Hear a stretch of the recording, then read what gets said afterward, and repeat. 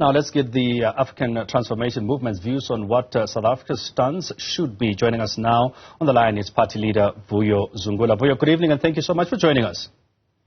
Good evening and thank you for inviting us. Vuyo, just to establish your point as ATM, what is your view on the motion that was sponsored by the EFF earlier today?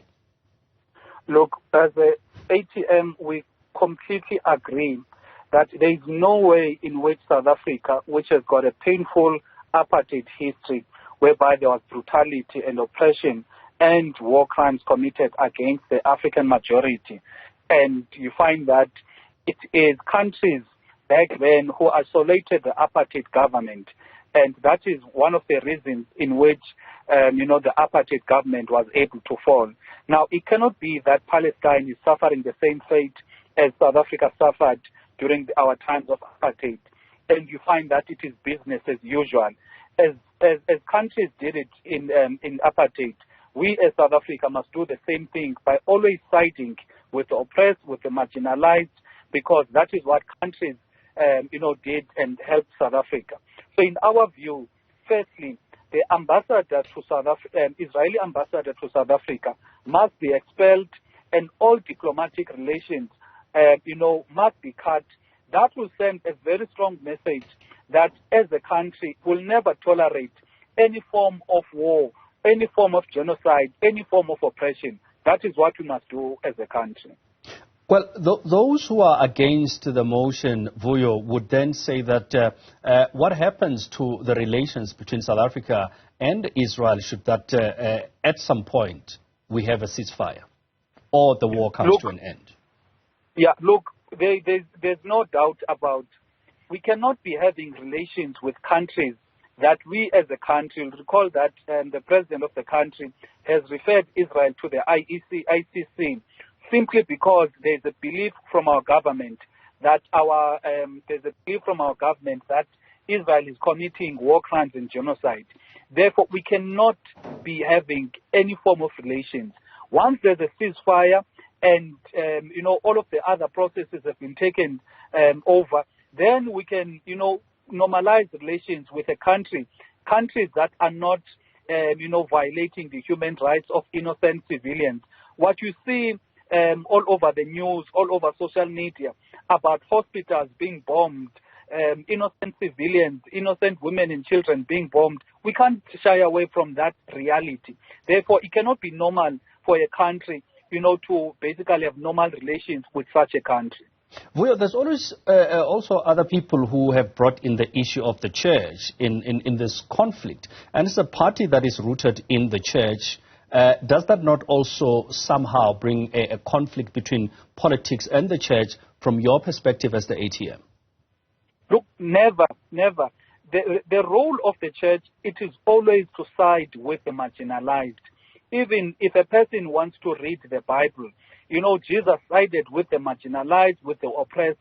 Never Jesus sided with people that are oppressing other people. And here we need to divorce.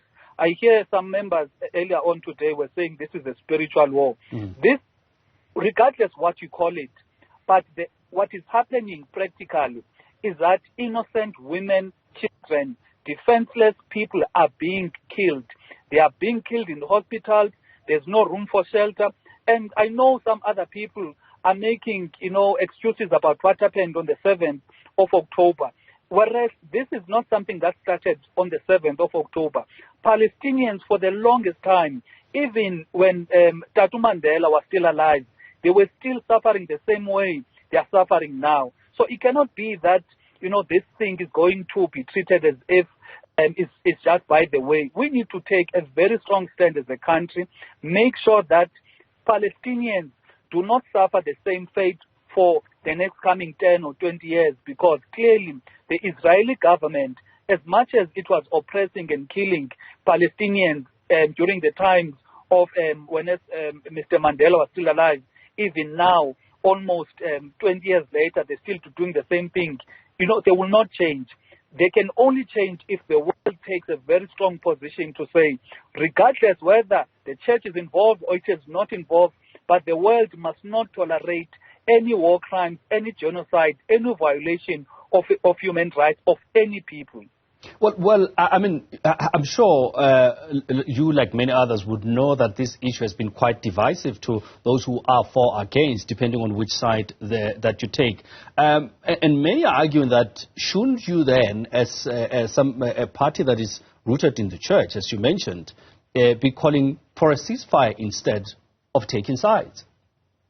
Look, we've always been calling for a ceasefire, which has not happened. We've always been calling for Palestinians being given the ability and the right, for self-determination and freedom in their own land, which has not happened. Therefore, people cannot want to come up with excuses that are meant to tolerate or, make it as if it is normal what is happening. I heard in the debate earlier on today, some of the members were saying we cannot break our relations with the Israeli government because there's products that we are importing from Israel. In other words, people are saying we need as a country to look past all of these war crimes, all of these genocides, because economically there are some products that we buy from Israel as a country. Now, our view as an organization is we need to work towards peace. And there is an aggressor in this case. The aggressor is the Israeli government. You'll recall that a few months ago, the Israeli government, through its soldiers, was closing the water pipes and the water systems that were supplying water to Palestinians. In other words, this is a culmination of events whereby Palestinians for the longest time have been brutalized. It is for that reason we are saying it is clear who the aggressor is, and we cannot side with the aggressor.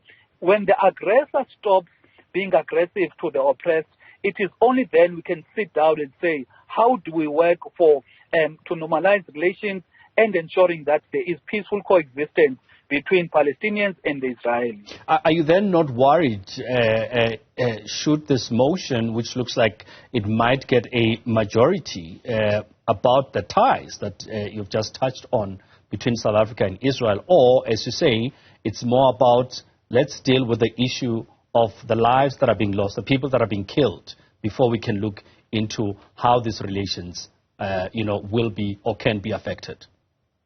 Look, as I stated earlier in our discussion, what made the apartheid government to eventually fall, it was through the isolation that it was isolated by many countries in the world. Now, we need to take a similar posture because after a new government came about in South Africa, ties were normalized between South Africa and the other countries. The same thing must happen now, whereby we break any form of relations with a country that is aggressive towards a certain group of people. Only when that country decides to come right, only when that country decides to treat human beings as human beings and allows Palestinians their right to self-determination and freedom, can we normalize the relations. We cannot, because of economic reasons or spiritual reasons, ignore the plight of people that are being brutalized. We need to focus on the people that do not have a voice, the people that no one is siding with, which is the people of Palestine, which are being brutalized and murdered, even in hospitals as we speak.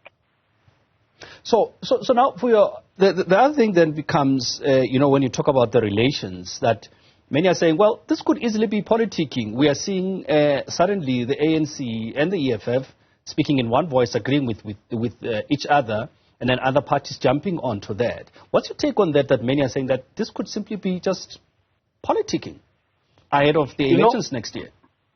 The people who are making all of who are driving that narrative, it is people who want to take away focus on what is happening in Gaza. Because if nothing was happening in Gaza, people would be taking their time in the debate and focus on the facts surrounding Gaza. But because they do not have facts that are on their side, they want to pull wool over people's eyes and defocus people and say to people they must focus on this is just politicking, or this is about the elections, or let us be worried about the economy, whereas if there was nothing wrong happening in Gaza, they would not want to defocus people on what is happening in Gaza. The fact that these parties are saying, don't look in Gaza, look elsewhere, meaning they agreed that indeed there are crimes that are being committed in Gaza, which is, in our view, that must be our focus point. And you'll recall that South African political parties, including us as an organization, for the longest time, we've made our voices heard when it comes to the issue of the Israeli embassy being closed in South Africa, and South African government actually taking a stand and defending the rights of Palestinians and making sure that they side with the oppressed. This is not something that is happening now.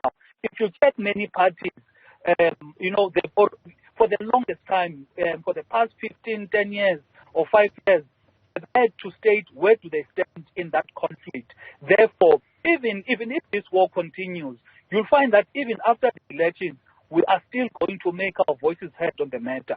But the fact that people are wanting to defocus us on what is happening in Gaza clearly shows there is war crimes and genocide happening there.